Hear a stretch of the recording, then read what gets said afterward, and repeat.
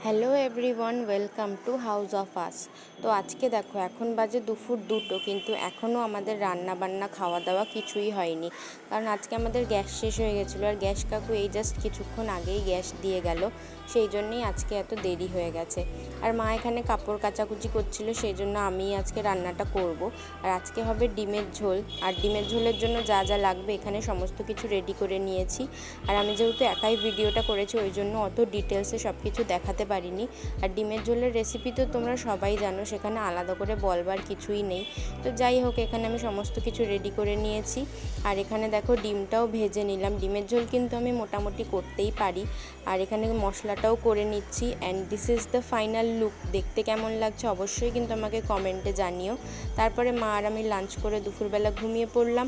আর বিকেলে উঠে চা খেলাম। আজকের ভিডিওটা এইটুকুই। ভালো লাগলে like, comment, share and subscribe to my channel.